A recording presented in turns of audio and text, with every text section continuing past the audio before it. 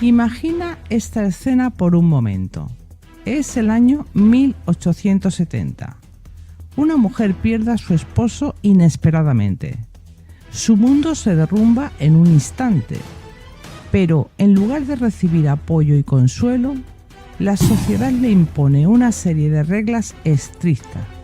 Debe vestirse de negro absoluto por los próximos 2 años. No puede asistir a eventos sociales. No puede reír ni disfrutar. Y si es joven, cualquier intento de volver a casarse será visto como un acto de traición. Mientras tanto, un hombre que ha perdido a su esposa solo lleva un brazalete negro por unos meses y es alentado a encontrar una nueva esposa cuanto antes. ¿Te parece justo? Pues a mí no. Desde hace siglos, el luto ha sido una forma de opresión para las mujeres. Se convirtió en un mecanismo de control que dictaba cómo debía comportarse, qué podía vestir y cuánto tiempo debía de sufrir antes de poder rehacer sus vidas.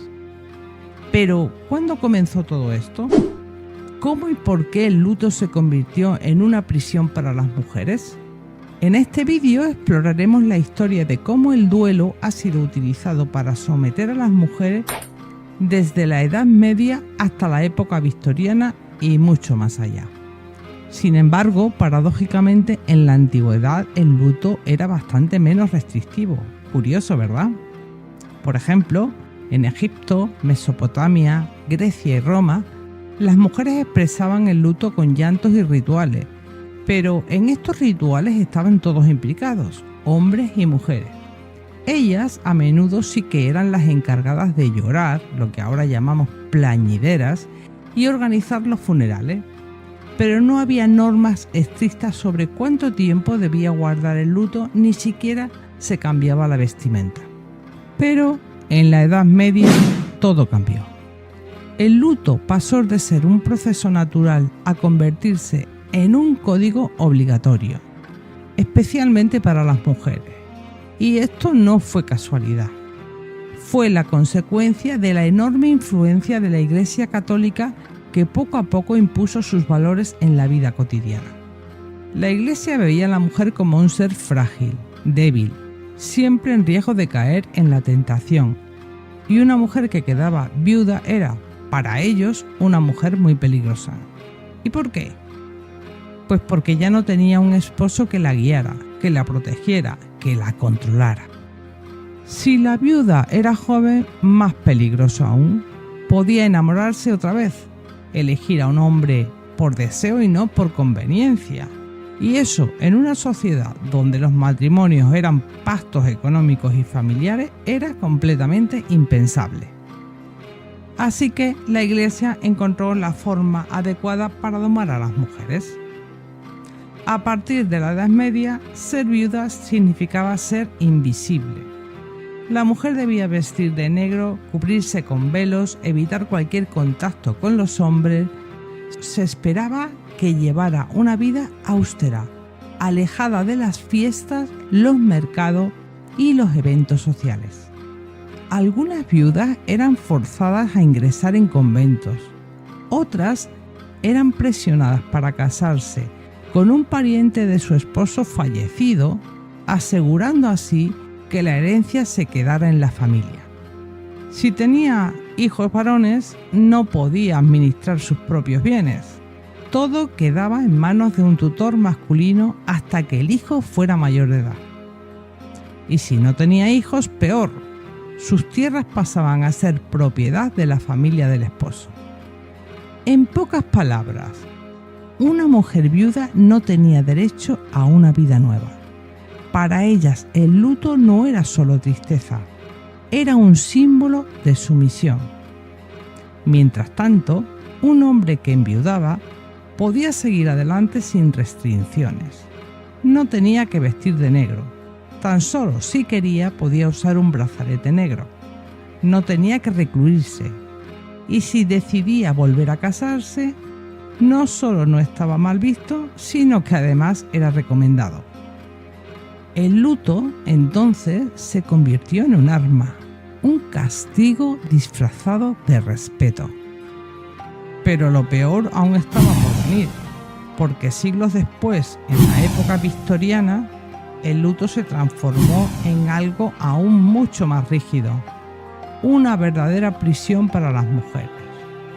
En la Edad Media el luto ya era una imposición social para las mujeres, pero en la época victoriana, el siglo XIX, esa imposición se volvió un arte, un deber, un espectáculo. La sociedad victoriana estaba obsesionada con la muerte. ¿Y por qué esta obsesión con la muerte? Pues debido a las altas tasas de mortalidad, enfermedades infecciosas y peligros laborales. La muerte formaba parte de la vida cotidiana.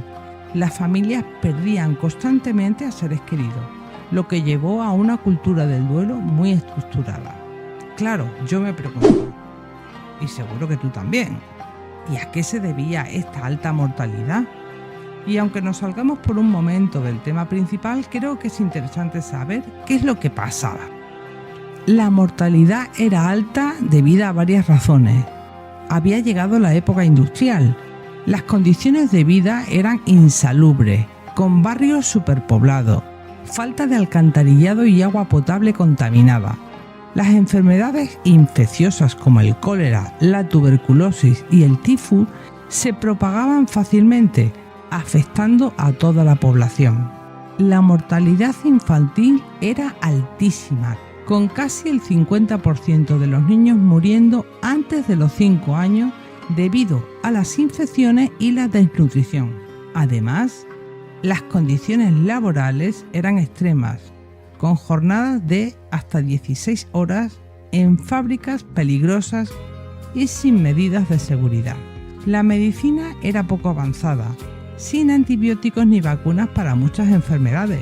Los hospitales eran focos de infección y la falta de higiene en cirugías aumentaba las muertes. Había una falta de nutrición y deficiencia de vitaminas que debilitaban la salud de la población. Pues bien, una vez explicado esto, vamos de nuevo al tema que nos ocupa hoy, que es el luto. Además de estas causas de mortalidad, otro de los motivos que llevó a estas normas tan rígidas en el luto fue la propia reina Victoria, que convirtió el luto en una forma de vida. Cuando el esposo de la reina Victoria, el príncipe Alberto, murió en 1861, la reina vistió de negro por el resto de su vida, durante 40 años, ni más ni menos. Su habitación permaneció intacta, como si su esposo aún estuviera allí. Cada día los sirvientes colocaban la ropa de Alberto en la cama, como si en cualquier momento fuera a regresar. Y, claro, lo que hacía la reina, lo hacía la sociedad. Así que el luto se convirtió en un ritual detallado, medido, estructurado en normas que las mujeres debían seguir sin cuestionar. Perder a un esposo en la época victoriana significaba, más que llorar su ausencia, significaba desaparecer. Desde el momento en que un hombre moría, su esposa ya no era vista como una mujer, sino como una viuda.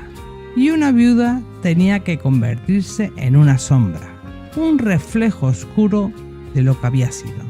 Y lo primero que debía hacer era cambiar su ropa. El negro no era una elección, era un deber. Y no cualquier negro, sino uno opaco, sin brillo, sin encaje, sin adorno.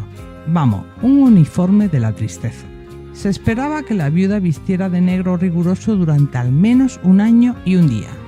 Y durante ese tiempo la tela debía ser pesada, sofocante.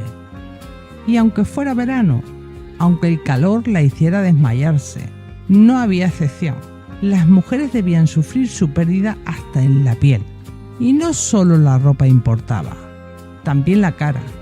Si una viuda salía a la calle, debía cubrirse con un velo negro. Un velo que tapara su rostro por completo. Se le llamaba velo de luto. Y no era opcional, porque ver el rostro de una viuda era incómodo.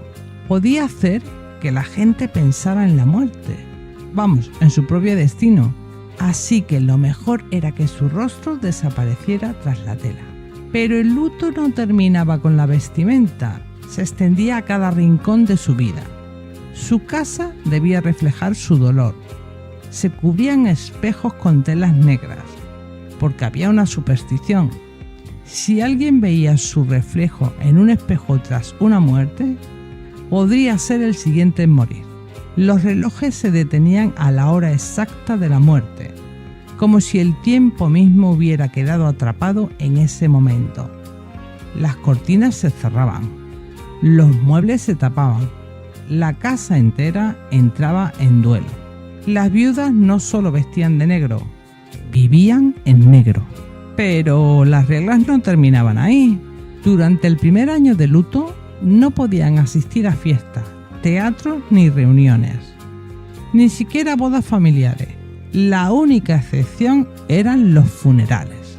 Si usaban joyas debían de ser especiales, hechas con el cabello del esposo fallecido. Esto era una costumbre muy de la época victoriana, cortar mechones del difunto y trenzarlos en broches, anillos o collares.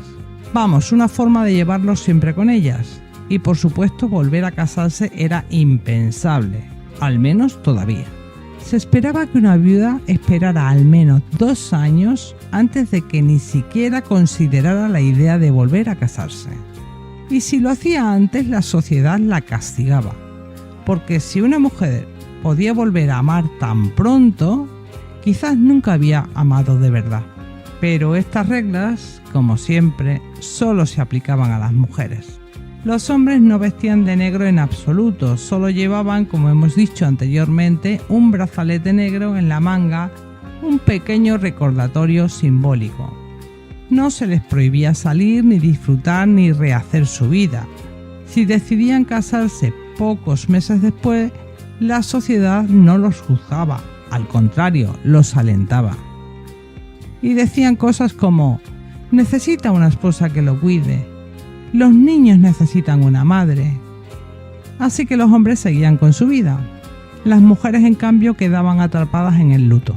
Y cuidado, que todo esto no es tan lejano. Yo nací en 1965 y recuerdo algunas cosas que no están tan alejadas de lo que venimos contando.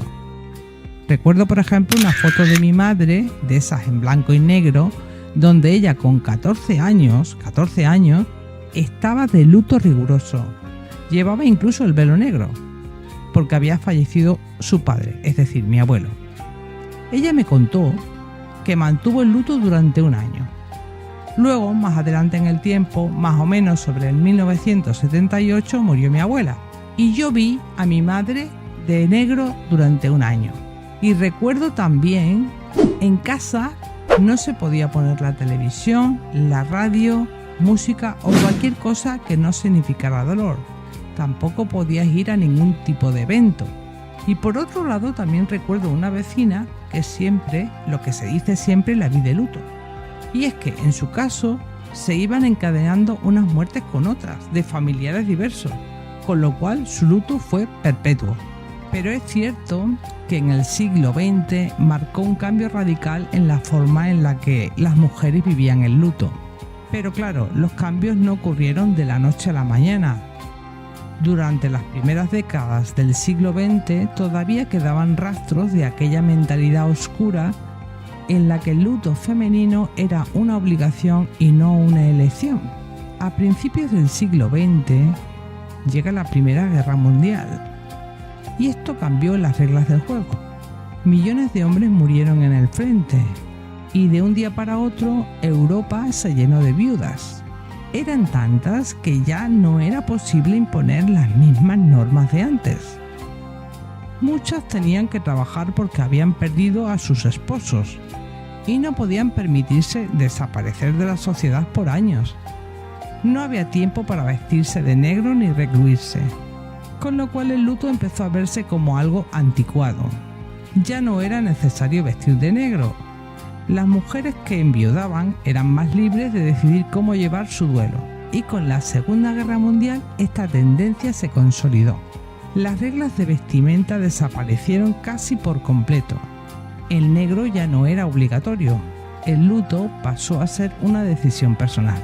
Pero, aunque en Occidente las normas del luto se habían relajado, en otros lugares del mundo la historia era diferente, desgraciadamente en algunos países aún a día de hoy.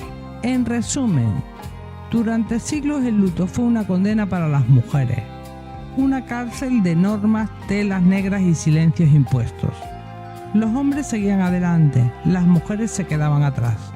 Pero, ¿qué pasaría si el luto hubiera sido igual para todos? Si no hubieran existido reglas distintas, tiempos distintos, exigencias distintas. Ahí dejo esta reflexión. Y hasta aquí el episodio de hoy. Gracias por acompañarme en este viaje a través de la historia del luto. Espero que te haya gustado. Y si esta narración te ha resonado, si alguna vez has visto o sentido esta diferencia, compártelo. Haz que esta historia no se pierda en el olvido. Gracias por estar aquí, por escuchar, por cuestionar y nos vemos en la próxima historia.